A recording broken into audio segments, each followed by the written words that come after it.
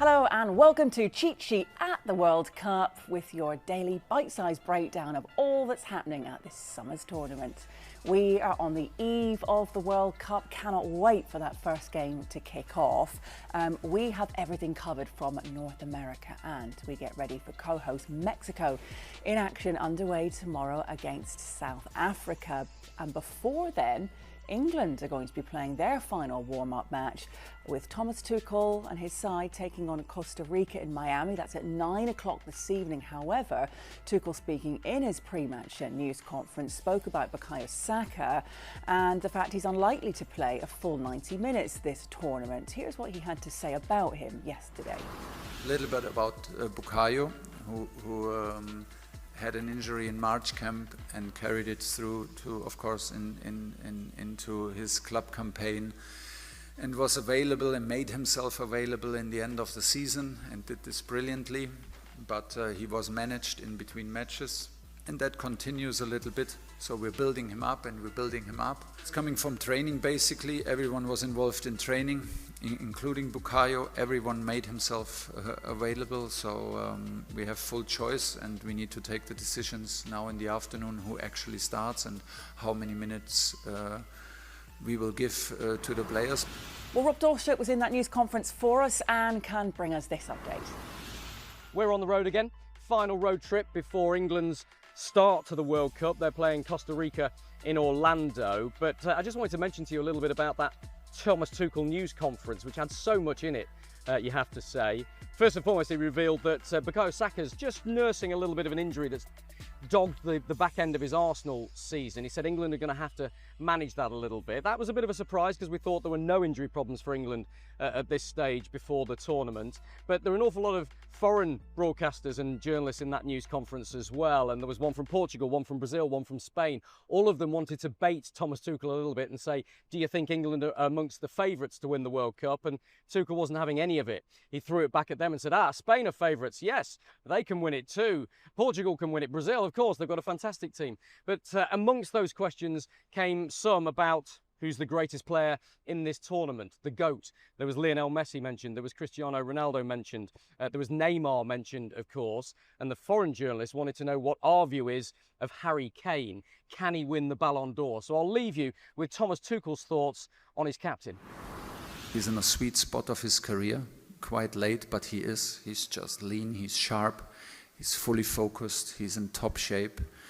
I think the last 2 seasons, the success he had and the influence he had with Bayern Munich, the intensity they played at Bayern, just helped him to reach this level of his personal potential. He thinks day in, day out about how we can win as a team, how we can perform as a team. That makes him very special. This is where he is at the moment. It's a pleasure to have him here as a captain. He is truly our leader and in fantastic shape at the moment. Thank you very much, Rob. Well, the defending champions, Argentina, they were in action overnight, and Dave Rees to tell us a little bit more about how they got on. Obviously playing Iceland then, so what's happened? Well, all eyes were on Lionel Messi, of course, one of the greatest of all time. It felt like destiny, didn't it, that he was going to lift that trophy 4 years ago. He'll be hoping to do the same this time around. He didn't play in their pre-tournament friendly against Honduras, and now everyone was thinking, was he going to play in this game against Iceland? He did, but he didn't start. He only came on with 20 minutes to go. He did score, of course. He always scores, just a couple of minutes after coming on in Argentina's 3-0 win over Iceland. Now, the context to this is that Messi has been suffering with muscle fatigue in his hamstring, his left hamstring. Now, previous to this, he's actually played a lot of minutes in MLS, so it's not like he's been struggling for a significant period of time with this injury. But just before the 6-week break in MLS season for the World Cup, he came off in their final MLS game, suffering with a little bit of muscle fatigue. That has carried through to Argentina's pre-camp for the tournament. So that's why he hasn't featured. Now, if this was any other player, you'd be thinking, he hasn't played one friendly and he's only played 20 minutes of another friendly. What's going on? Are they going to be ready to start? But this is Lionel Messi. Yes. It feels like he's going to be able to turn up for the first game, start the game, probably complete the game, knowing him, because his fitness has been absolutely rock solid for almost a decade, you feel. So I don't think Argentina are particularly worried about his fitness, but they were happy to get some minutes in his legs in that 3-0 victory against Iceland. And if the worst comes to the worst, he's on the bench. I mean, Messi is a super sub. It's stuff of Doesn't get dreams, much isn't better it? than It that. absolutely doesn't. Okay, from Messi to Ronaldo, all eyes on whether it's sort of whatever Messi does, can Ronaldo do one better? Could Portugal be in it to win it? Maybe not. Such a small nation, but they've got this incredible squad as well. And I'm sure he would love nothing more. But how are their preparations going then? Yeah, well, actually, I know there's so many permutations in this World Cup because of the expanded tournament, but Argentina could well play Portugal, so it could be Messi versus Ronaldo in the knockout stages. That would be amazing, wouldn't it, if both sides get that far. Both players obviously at the latter end of their career right now. So Portugal are taking on Nigeria in their final match ahead of the tournament. They haven't actually flown out to North America yet for the tournament. This is their final friendly, which is happening on home soil. So the subplot to this is that it might well be Cristiano Ronaldo's final international appearance in his home country for Portugal. Now, there's been no indication from Ronaldo that he might retire from international football or football in general following the World Cup. We have to make that clear. No indication of that. But there is that subplot to it that fans in Portugal might not be able to see him pull on their shirt in their home country. So it's a significant night tonight. They're taking on Nigeria. Ronaldo did play in their previous friendly against Chile.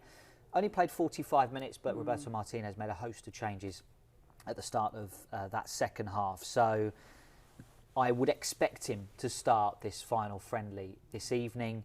I wonder what kind of send-off that Portugal side will get. Yes, as you say, maybe an outsider for the tournament, you have to say. But look at the quality of some of their players in the squad. It is fantastic. So we'll see how they get on when the tournament gets underway. Yeah, I don't know if you can call them maybe a dark horse surprise package. Potentially. I don't know. There we go. Right, thank you very much indeed. Desperate to find out what's happening with Scotland, of course, in the build-up. And Luke Shanley has been catching up with goalkeeper Craig Gordon. Yeah, well, Craig Gordon could become the oldest player to play at this World Cup. Remember, Jim Leighton was the oldest player to play at the 1998 tournament, the Scotland goalkeeper in our last World Cup. But he would also go second on the all-time list in terms of his age. But age is no barrier for Craig Gordon. You look at the injuries he's had during his career. He's been able to fight back, and he's fought back well. And the fact is that he is well in with a shout of starting against Haiti in Boston. Angus Gunn, the competition, of course, and Angus Gunn played the 90 minutes against Bolivia. Gordon started against Curaçao at Hampden Park, and Liam Kelly came on later in the second half for him. It is an interesting decision that Steve Clarke, and maybe a tough decision that he has to make. This is what Craig Gordon's had to say about potentially playing at the World Cup. Oh, without doubt, I thought this opportunity had passed me by on more than one occasion. So to finally be here, to be part of something this big, to finally see it, yeah, it's a huge moment for any player in their career, and especially for me, for the amount of years I've been trying to get here, to finally be here on the edge of the tournament starting properly. It's a fantastic feeling. Oh, so how far can Scotland go in this tournament? Oh, I'd like to think the last 16 perhaps. Well, Chris Boyd, our friend of the show, has a bit of a word of a warning.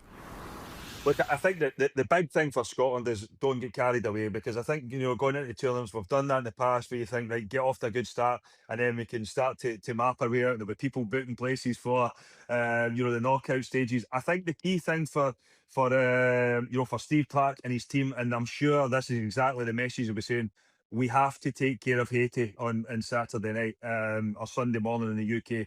We have to win that game and then see where that takes you. All of a sudden, if you don't win that game, you then have to go and get something off Morocco and Brazil, which was going to be hard. But those 3 points in the opening game could be crucial. And you've got to say, I think the way that we've been playing, I don't see Haiti as a team that you're just going to roll over. They're just going to roll over, and Scotland will go and wipe the floor with them. We've seen, you look at the New Zealand game, absolutely battered them. I mean, it was 4, it could quite easily have been 5 or 6. You then fast forward to their game on Saturday night against Peru.